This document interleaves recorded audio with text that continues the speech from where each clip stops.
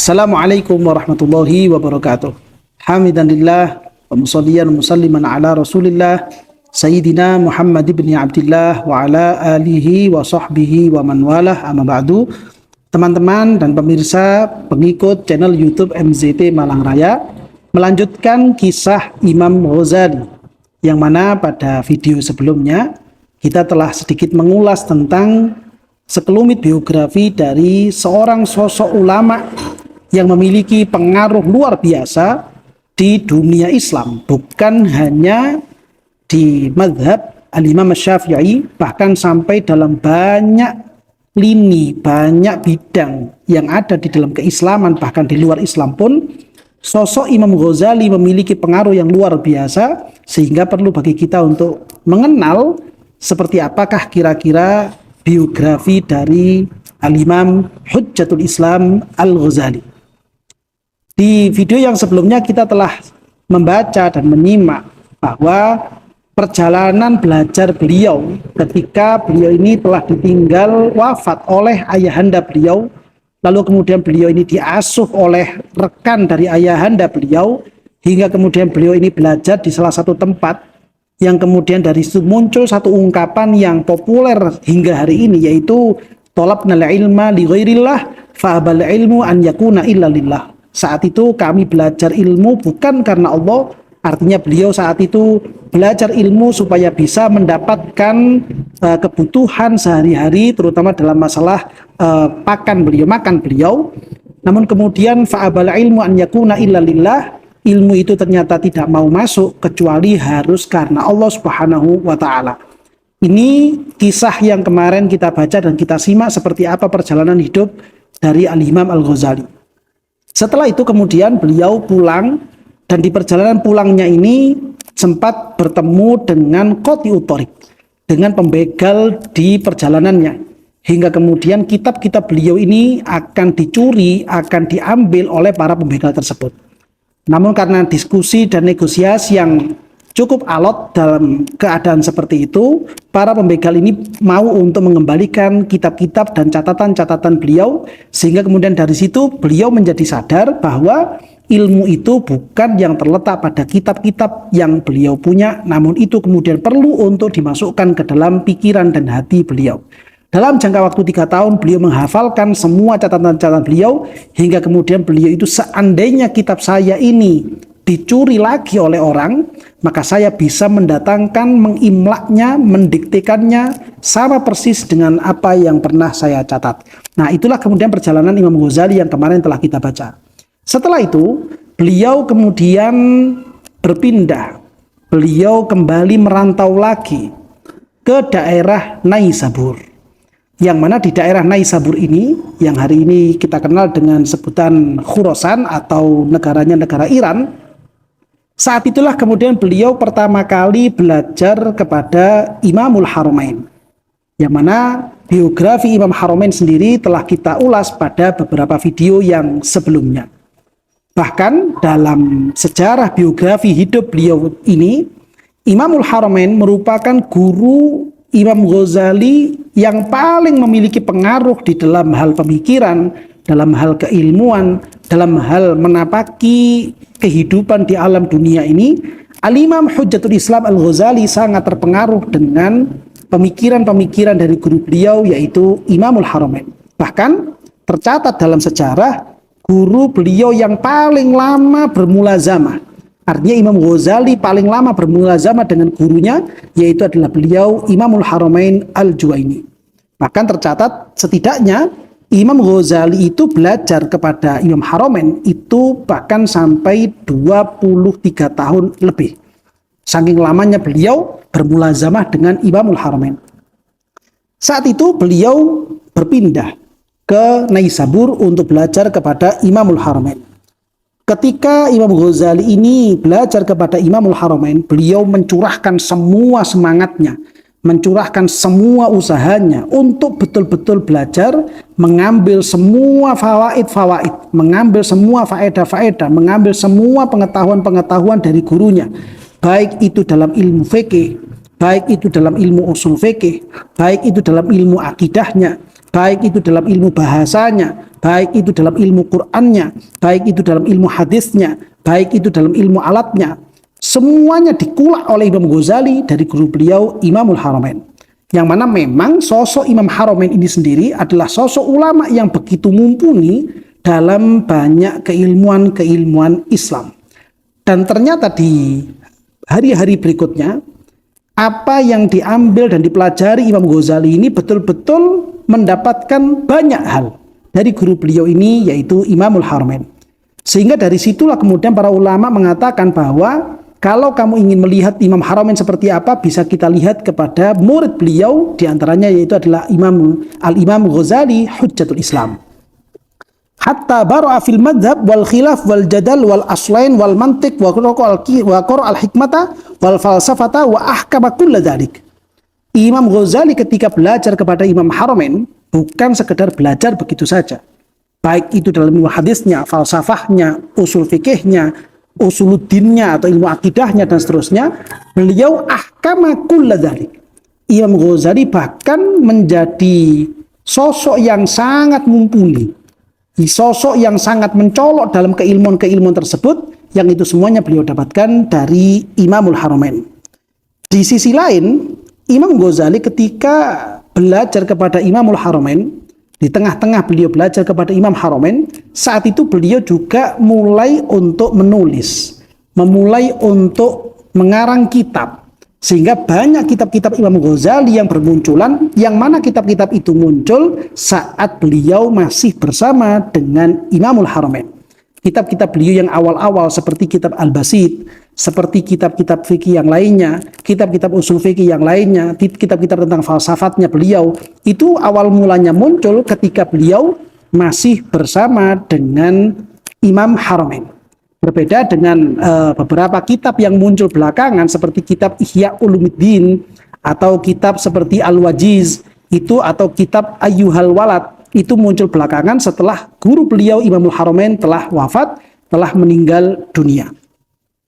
Yang mana Imam Ghazali yang seperti itu, dalam keadaan yang seperti itu, karena memang salah satunya Imam Ghazali ini sosok manusia yang ditopang dengan kecerdasan yang luar biasa, memiliki pemikiran yang jernih, memiliki batin yang bersih, tidak ada penyakit-penyakit, tidak tersisipi oleh pikiran-pikiran aneh atau pemahaman-pemahaman yang merusak kepada beliau, sehingga apa yang muncul dari pemikiran beliau, apa yang muncul dari lisan beliau, apa yang muncul dari hati beliau, itu semuanya mencerminkan betapa jernihnya dan betapa beningnya batin dari Al-Imam Al-Ghazali.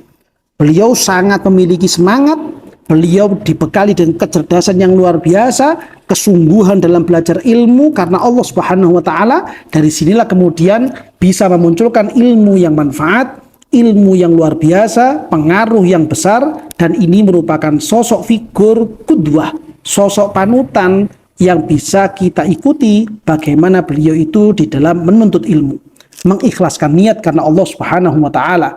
Beliau betul-betul bersungguh-sungguh di dalam mencari ilmu, betul-betul bersungguh-sungguh untuk mengambil fawaid, mengambil faedah-faedah dari guru beliau Imamul Haramain.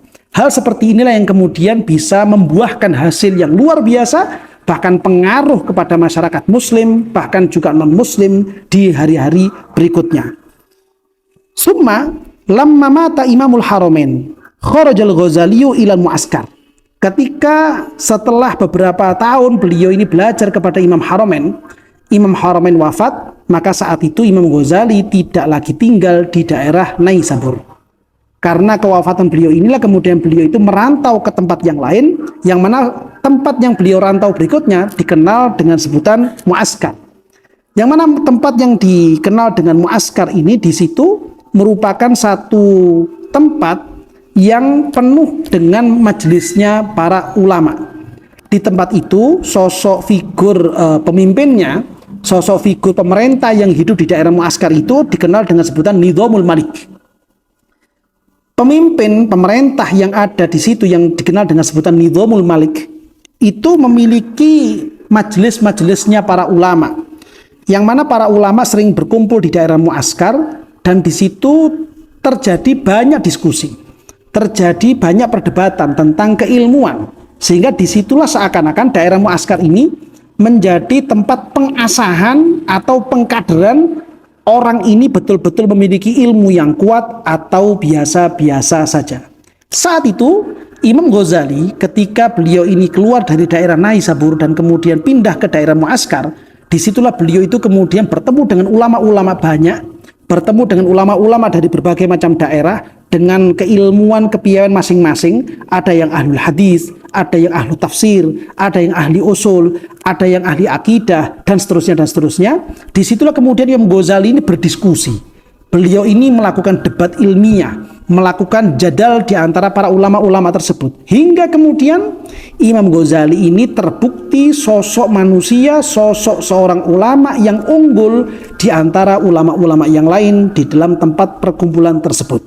Karena memang telah teruji, di situ terjadi satu diskusi, di situ terjadi satu debat ilmiah yang kemudian dari perbuatan seperti ini atau kebiasaan yang seperti ini, bentuk halakoh forum yang seperti ini bisa betul-betul membuktikan sampai sejauh manakah pemahaman, pemikiran, kecerdasan dari Imam Ghazali dibandingkan dengan ulama-ulama yang lainnya.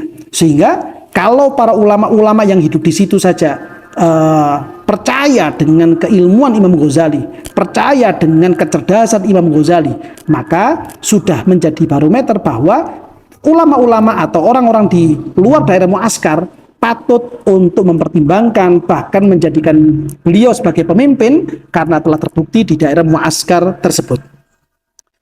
Ketika beliau itu selesai dari daerah muaskar, ya beliau kemudian berpindah ke daerah Baghdad. Jadi beliau awal mulanya dari Naisabur beliau berpindah ke daerah muaskar, dari muaskar ini beliau berpindah lagi ke Irak, yaitu di kota Baghdad. Yang mana dituliskan dalam sejarah, beliau ketika datang di daerah Baghdad itu terjadi pada tahun 484 Hijriah. Jadi di tahun 484 Hijriah ini, disitulah di tahun itulah Imam Ghazali ini datang ke daerah Baghdad. Al-Imam Ghazali ketika datang di daerah Baghdad bukan untuk belajar kepada para ulama, tapi justru sebaliknya.